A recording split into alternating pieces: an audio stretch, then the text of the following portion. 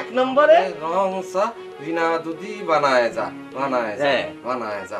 দুই নম্বরে দুধ চা না না, দুই নম্বরই নরমাল চা নরমাল চা, চায়ের সাথে দুধ মিশা দুধ মিশা। এই যে এটা দেখো যখন এটা হচ্ছে 200 মিলিলিটার, ঠিক আছে?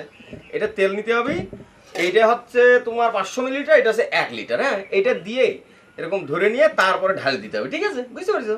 জামাই বাবাজি হতে ছিল হাবিলদার, বানাই দিলি দোকানদার। বোঝেন একবার অবস্থাটা, লেখত মামা লেখত মামা লেখত মামা। এত বোঝাবুঝি দরকার নেই, তোমার কাছে এসে বসো, আমি তোমার চা বানানো শিখাইতেছি। আসো। হ্যাঁ, আসো। চাও বানাতে হবে বানাতে হবে বানাতে হবে। আরে তুমি দোকান চালাবা তো চা বানাবা না?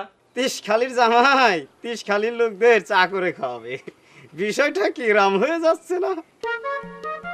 জামাইয়ের পরিণতিটা একবার বোঝেন লেখত মামা লেখত মামা। আরে এই জামাইয়ের পরিণতি নিয়ে আমি একটা কবিতা লিখে দিচ্ছি, ঠিক আছে? জামাইয়ের নাম জাপান, করবে সবাই তার হাতে চাপান। দিন দিন তুই মহাকবি হয়ে যাচ্ছিস দেহি টগর। আচ্ছা আপনি যাবেন তো? শোনো জাপান, আমাদের এই যাহা চাই তাহা পাই মনোরিস্টরে 3 প্রকারের চা পাওয়া যায়।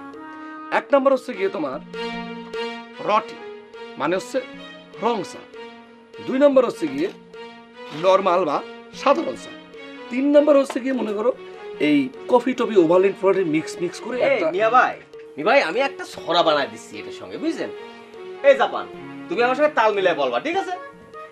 1 নম্বরে রং চা বিনা দুধি বানায় চা। 1 নম্বরে রং চা বিনা দুধি বানায় যা বানায় যা বানায় যা। 2 নম্বরে নরমাল চা, চায়ের সাথে দুধ মিশা। 2 নম্বরে নরমাল চা, চায়ের সাথে দুধ মিশা দুধ মিশা দুধ। 3 নম্বরে মিক্সিং চা, কফি মিশায় বানায় চা। 3 নম্বরে মিক্সিং চা, কফি মিশায় বানায় যা বানায় যা বুঝতে পারি? বানায় যা। এই টগর তুই তো দেখি মহাকবি ফেরদৌসি হয়ে গেছিস। ধন্যবাদ মামা, ধন্যবাদ। এ জাপান, সুর করে করে নিজে নিজে বলো দিনি।